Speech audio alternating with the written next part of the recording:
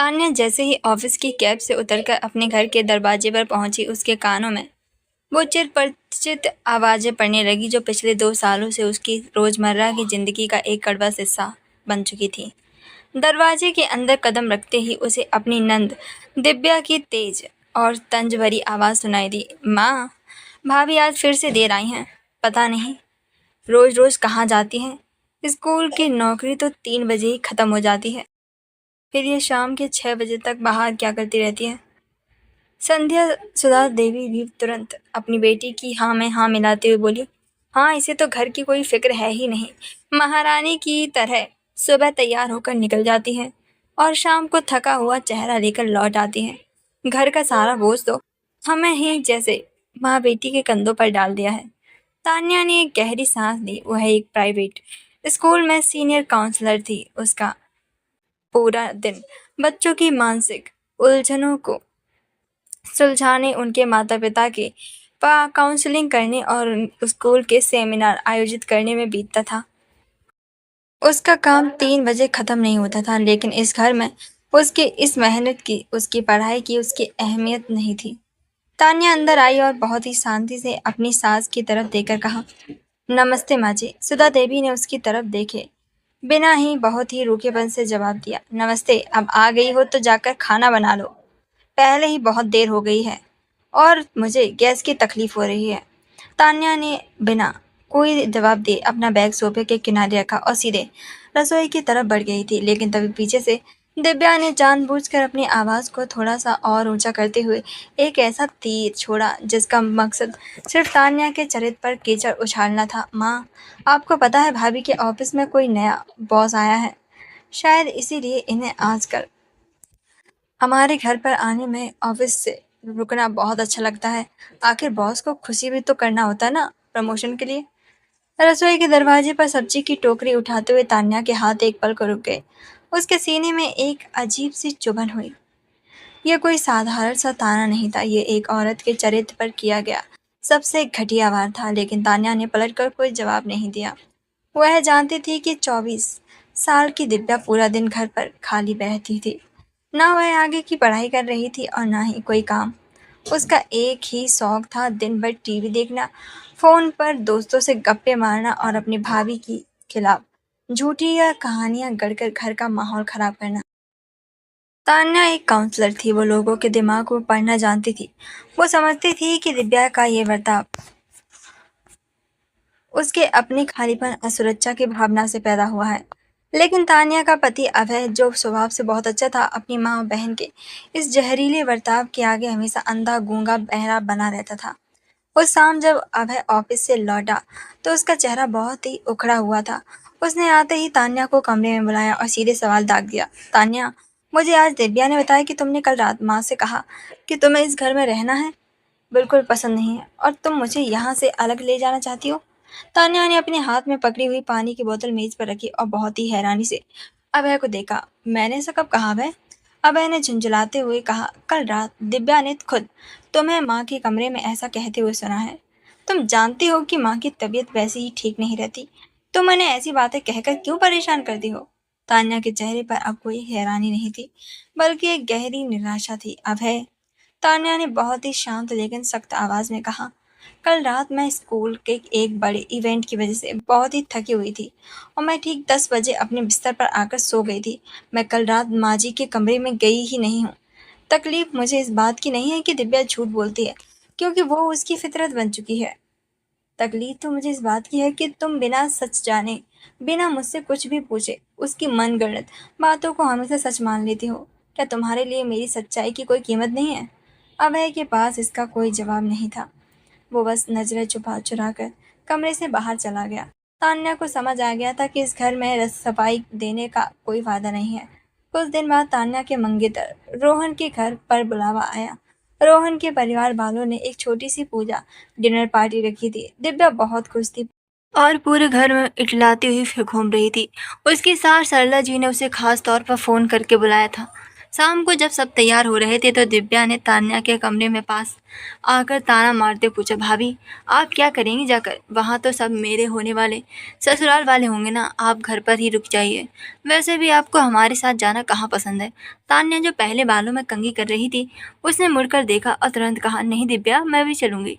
सरला aunty जी से मेरी phone पर बात हुई थी, उन्होंने मुझे बहुत ही प्यार से बुलाया है, मैं ज़रूर आऊँगी। दिव्या का चेहरा थोड़ा सा उतर गया क्योंकि वह नहीं चाहती थी कि तान्या वहां आकर कोई भी ध्यान अपनी तरफ खींचे। समारोह बहुत अच्छे से चल रहा था। रोहन की माँ सरला जी बहुत ही सुलझी हुई और पढ़ी लिखी महिला थी। उन्होंने तान्या को अपने पास बैठा लिया और उससे उसके काम के बारे में पूछने लगी। बेटा, स्कूल काउंसलर का काम तो बहुत ही मुश्किल होता होगा ना? आजकल के बच्चों के दिमाग को समझना कोई आसान बात थोड़ी है। सरला जी ने बहुत ही सम्मान से पूछा। तान्या ने मुस्कुराते जवाब दिया और उसने अपनी नज़रें जानबूझकर बहुत कुछ दूरी पर खड़ी दिव्या की तरफ घुमा दी, जो उन दोनों की बातें सुनने की कोशिश कर रही थी। हाँ आंटी, काम थोड़ा मुश्किल होता तो है, लेकिन मेरा सबसे ज़रूरी काम बच्चों की पढ़ाई के साथ साथ यह सिखाना होता है कि पीठ पीछे झूठी बातें नहीं बनानी चाहिए और ना ही इधर उधर अफवाहें फैलानी चाहिए। तान्या ने अपनी आवाज़ को थोड़ा स्पष्ट और ऊंचा किया था, क्योंकि जो लोग दूसरों के लिए झूठी कहानियां बुनते हैं वो भूल जाते हैं कि दुनिया गोल है। ऐसा करने वाले एक दिन खुद बहुत बड़ा नुकसान उठाते हैं और तब उन्हें बचाने वाला कोई नहीं होता। दिव्या ने जब ये बात सुनी तो वह बुरी तरीके से चिढ़ गई। उसे समझ आ गया था कि तान्या ने ये तंज सीधे उस पर ही कसा है। उसने पैर पटकते हुए वहां से अपना रास्ता बदल लिया। इस घटना को कुछ ही हफ्ते बीते थे। एक दिन तान्या अपने स्कूल के ऑफिस में बैठी एक बच्चे की फाइल चेक कर रही थी। तभी उसकी एक बहुत ही करीबी सहकर्मी मीना घबराई उसके पास आई। तान्या, मुझे तुमसे एक बहुत ही ज़रूरी बात करनी है, मीना ने दरवाज़ा बंद करते हुए कहा। क्या हुआ मीना, तुम इतनी परेशान क्यों लग रही हो? तान्या ने अपनी फाइल बंद करते हुए पूछा। मीना ने थोड़ा हिचकिचाते हुए कहा, तान्या, कल रिसेप्शन पर एक लड़की का फ़ोन आया था। उसने अपना नाम नहीं बताया, लेकिन वो तुम्हारे बारे में बहुत अजीब अजीब सवाल पूछ रही थी। वो पूछ रही थी कि क्या तान्या स्कूल के बाद भी यहाँ रुकती हैं? क्या वो किसी पुरुष सहकर्मी से बहुत ज़्यादा बात करती हैं? उसका इशारा तुम्हारे चरित्र को लेकर बहुत ही गंदा था। जब रिसेप्शनिस्ट ने उसे डांटा तो उसने फ़ोन काट दिया, लेकिन मुझे लगा कि यह बात तुम्हें पता होनी चाहिए। तान्या के पैरों तले जमीन खिसक गई। उसका दिमाग सुन्न पड़ गया था और कानों में एक अजीब सी साए साए की आवाज़ होने लगी थी। उसे ये समझने में एक सेकंड भी नहीं लगा था कि फ़ोन करने वाली लड़की कौन थी। दिव्या ने अब सारी हदें पार कर दी थी। उसने घर की राजनीति को तान्या के कार्यस्थल और उसकी पेशेवर जिंदगी तक पहुंचा दिया था। यह तान्या के आत्मसम्मान पर किया गया एक ऐसा वार था जिसे बर्दाश्त करना नामुमकिन था। उस दिन तान्या जब घर लौटी तो उसने कोई बैग सोफे पर नहीं रखा, ना ही उसने किसी को नमस्ते कहा। वो सीधे दिव्या के कमरे में गई। दिव्या अपने बिस्तर पर लेटकर मोबाइल में कुछ देख रही थी। तान्या ने जाकर दिव्या के हाथ से फ़ोन खींचा और उसे मेज पर पटक दिया। ये क्या बदतमीजी भाभी? दिव्या एकदम से उछलकर खड़ी हो गई। बदतमीजी तो तुमने की है दिव्या, और वो भी ऐसी बदतमीजी जिसकी कोई माफ़ी भी नहीं है।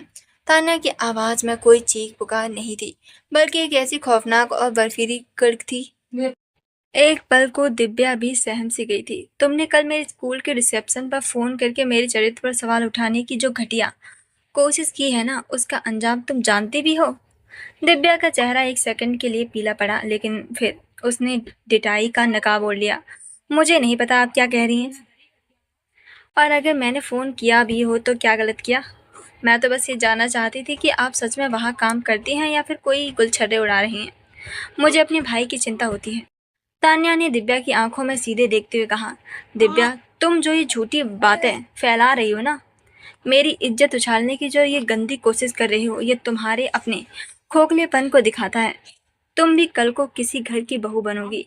अगर तुम्हारी नंद तुम्हारे ऑफिस में फ़ोन करके तुम्हारे लिए कोई ऐसी बातें कहे तो तुम्हें कैसा लगेगा? याद रखना दिव्या, हम जीवन में जो बोते हैं वही काटते हैं। कर्म लौट कर जरूर आता है, और जब वो आता है तो उसकी चोट बहुत ही गहरी होती है। दिव्या ने मुंह बनाते हुए इसे फालतू लेक्चर बताकर टाल दिया। भाभी, मुझे एक कर्म धर्म का ज्ञान मत दीजिए। मेरी शादी बहुत अच्छे से घर में हो रही है, मुझे वहाँ कोई ऐसी बात नहीं कहेगा। तान्या बिना कुछ कहे कमरे से बाहर आ गई। उसने इस बारे में अभय या सुधा देवी से कुछ भी नहीं कहा था, क्योंकि वह जानती थी कि वो लोग फिर से दिव्या का ही बचाव करेंगे। लेकिन तान्या की कही हुई बात बहुत जल्द सच साबित होने वाली थी। घर में अचानक से कोहराम मच गया। अभय जब वापस से आया तो उसका चेहरा उतरा हुआ था। और वो बहुत ही ज़्यादा परेशान था। दिव्या अपने कमरे में ज़ोर-ज़ोर से रो रही थी और सुधा देवी अपना सिर पकड़ कर बैठी थी। तान्या ने रसोई से बाहर आकर पूछा, क्या हुआ? घर में ये सब क्या चल रहा है? अभय ने एक गहरी सांस ली और गहरी कांपती आवाज में कहा, रोहन की माँ का फोन आया था। उन्होंने शादी तोड़ दी है। उन्होंने साफ कह दिया है कि वो दिव्या को अपनी बहू नहीं बना सकते। तान्या हैरान रहेगी, लेकिन क्यों? अचानक से ऐसा क्या हो गया? अभय ने जो बताया उसे सुनकर तान्या को अपनी कही हुई बात याद आ गई। पता चला कि दिव्या की आदत घर की बातें बाहर करने की थी। पिछले हफ्ते जब वो रोहन के घर गई थी तो वहां से लौटते वक्त वो रोहन की बुआ से मिली थी। बुआ का स्वभाव थोड़ा कड़क था। दिव्या ने घर आकर रोहन के पड़ोसियों से फोन पर बुआ की बहुत गंदी बुराई करती थी। उसने झूठी बातें फैलाई थी कि बुआ का चरित्र ठीक नहीं है और वो घर में तानाशाही चलाती है। ये बात किसी तरीके से घूम फिर कर सरला जी और रोहन की माँ तक पहुंच गई। सरला जी एक बहुत ही उसूलों वाली महिला थी। उन्होंने तुरंत फैसला लिया और कह दिया कि जो लड़की शादी से पहले ही हमारे घर की औरतों के चरित्र पर कीचड़ उछाल सकती है और पड़ोसियों के सामने झूठी अफवाहें फैला सकती है, वो अगर इस घर की बहू बन गई तो वो पूरे परिवार को ही बर्बाद कर देगी। हमें ऐसी लड़की चाहिए ही नहीं। दिव्या फूट फूट कर रो रही थी। इतना वो उसका वो सारा घमंड, वो दूसरों की इज्जत उछालने का मजा, सब कुछ एक झटके से ही मिट्टी में मिल गया था। अगली सुबह जब अभय काम पर चला गया और सुधा देवी अपने कमरे में रो रही थी, दिव्या लाल और सूजी आंखों के साथ तान्या के साथ वापस आई। वो जमीन पर बैठ गई और उसने तान्या के दोनों हाथ पकड़ लिए। भाभी प्लीज मेरी मदद कर दीजिए। दिव्या गिड़गिड़ाने सी लगी थी। आप सरला आंटी से बात कर लीजिए ना। वो आपकी बहुत इज्जत करती हैं, वो आपकी बात जरूर मानेंगी। उन्हें समझा दीजिए कि मुझसे गलती हो गई। प्लीज भाभी, मुझे मेरी शादी बचानी है, वरना मेरी जिंदगी बर्बाद हो जाएगी। तान्या ने बहुत ही आराम से अपने हाथ दिव्या की पकड़ से छुड़ा दिए। उसकी आंखों में वो दिव्या के लिए कोई नफरत नहीं थी, पर कोई दया भी नहीं थी। नहीं दिव्या, मैं सरला आंटी से कोई बात नहीं करूंगी, तान्या ने बहुत ही स्पष्ट शब्दों में कहा। दिव्या हैरान रहेगी। भाभी, आप अपनी इतनी पत्थर दिल कैसे हो सकती है? मेरे जीवन का सवाल है। तान्या वहीं कुर्सी पर बैठ गई और उसने बहुत ही संयमित आवाज में कहा, दिव्या, तुमने पिछले 3 साल से मेरे खिलाफ इस घर में रोज नई झूठी कहानियां बुनी हैं। तुमने मेरी सांसों में, पति की नजरों में मुझे गिराने की हर मुमकिन कोशिश की है। और तो और तुमने मेरे कार्यस्थल पर भी फोन करके मेरे चरित्र की धज्जियां उड़ाने में कोई कसर नहीं छोड़ी। अगर मैं आज सरला आंटी को फोन करके तुम्हारी शादी बचा लूंगी तो तुम जिंदगी में कभी भी कोई सबक नहीं सीखोगी। दिव्या सन रह गई थी। तान्या ने आगे कहा, अगर आज तुम बिना सजा भुगते बच गई, तुम कल को अपने ससुराल जाकर भी यही सब करोगी। तब तुम किसी और का घर तोड़ोगी, किसी और की इज्जत नीलाम करोगी। प्रकृति का नियम है दिव्या, तुमने जो बोया है वही तुम्हें काटना ही पड़ेगा। ये मेरी कोई दुश्मनी नहीं है, ये तुम्हारी अपनी गलतियों का बिल है जो अब तुम्हें खुद ही चुकाना पड़ेगा। दिव्या समझ गई कि तान्या अब पिघलने वालों में से नहीं थी। उसे एहसास हो गया था कि किसी दूसरे के लिए खोदे हुए गड्ढे में आज वो खुद कितनी बुरी तरीके से गिर चुकी थी। वह बिना कुछ कहे वहां से उठकर अपने कमरे में चली गई। रात को जब अभय घर आया तो उसने तान्या को से दबी हुई आवाज में पूछा, तान्या, मुझे पता है दिव्या ने तुम्हारे साथ बहुत ही बुरा किया है, लेकिन क्या तुम्हें उसकी मदद नहीं करनी चाहिए थी? आखिर वो मेरी बहन है। तान्या ने अपनी किताब बंद की और अभय की आंखों में देखते हुए कहा, अभय, अगर आज मैं उसकी मदद कर देती तो वो ये मान लेती कि उसके झूठ और उसकी मक्कारी के बावजूद कोई ना कोई उसे बचा ही लेता। अगर कोई इंसान अपनी गलतियों का दर्द खुद महसूस नहीं करेगा तो वो कभी नहीं सुधरेगा। ये उसके लिए कोई सजा नहीं है अभय, ये खुद को सुधारने का मौका है जो मैंने उसे दिया है। अभय को तान्या की बात समझ आ गई थी। उसने कोई बहस नहीं की। तीसरे दिन दिव्या ने वो किया जिसकी उम्मीद इस घर में किसी को नहीं थी। उसने ना तो कोई अच्छा मेकअप किया और ना ही कुछ अच्छे कपड़े पहने। वो चुपचाप घर से निकली और सीधे सरला जी के घर पहुंची।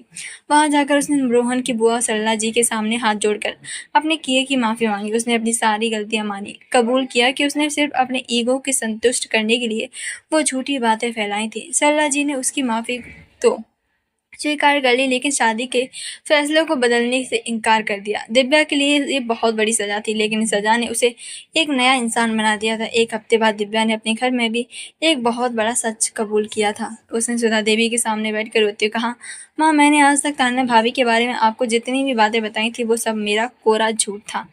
भाभी ने कभी भी आपको अलग करने की कोशिश नहीं की। मैंने सिर्फ उनसे जलन के कारण ये सब किया था। सुधा देवी ये सुनकर सन्न रह गई। उन्हें अपनी बेटी पर भयंकर गुस्सा आया, लेकिन उससे भी ज्यादा उन्हें अपने आप पर शर्म आई कि उन्होंने बहू पर कितना ज्यादा शक किया और एक झूठी बेटी का साथ दिया। शाम को जब दिव्या तान्या के कमरे में आई तो उसकी आंखें झुकी हुई थी। भाभी, मैंने माँ को सब बता दिया है। मुझे पता है आप मुझे कभी भी माफ नहीं करेंगी, पर मैं कभी किसी के लिए झूठ नहीं बोलूंगी। तान्या ने कोई लंबा चौड़ा भाषण नहीं दिया। उसने बस इतना कहा, तुमने ठीक ही किया दिव्या। अपनी गलती मानना इंसान को हमेशा बेहतर बनाता है। रात को अभय तान्या के पास आकर बहुत ही शर्मिंदगी के साथ बोला, तान्या, माँ बहुत शर्मिंदा है। उन्होंने मुझे कहा है कि वो तुमसे अपने किए की माफ़ी मांगना चाहती है। मुझे खुशी है कि अब इस घर में सब ठीक हो जाएगा। तान्या ने बालकनी के दरवाजे से बाहर खुले आसमान की तरफ देखते हुए बहुत ही गहरी और शांत आवाज में कहा, अभय, सच्ची माफ़ी सिर्फ फोटो के शब्द से नहीं होती, इंसान के बर्ताव से होती है। सब तो बहुत आसानी से बोले जा सकते हैं। मैं अभी उनके बर्ताव में, उनके रवैये में बदलाव का इंतजार करूंगी। जिस दिन वो मुझे सच में अपनी बेटी या फिर इस घर का हिस्सा मान लेंगे, उस दिन उसकी माफ़ी पूरी तरीके से कबूल हो जाएगी। तान्या जानती थी कि कुछ लोगों ने सुधारने के लिए उसके शब्दों की नहीं या फिर तानों की जरूरत नहीं होती। उन्हें बस उसकी ज़िंदगी खुद ऐसी ठोकरें मारती हैं कि वो सीधा रास्ता देखने पे मजबूर हो जाते हैं। दूसरों की इज्जत उछालने और घर तोड़ने का खेल खेलने वालों को एक दिन वह खुद उसी आग में जलना पड़ता है। ये कोई और नहीं, उनका अपना ही कर्म लगाता है। अगर आपको कहानी पसंद आई हो तो हमारे चैनल को लाइक, सब्सक्राइब और कमेंट करना ना भूलें। Thank you so much.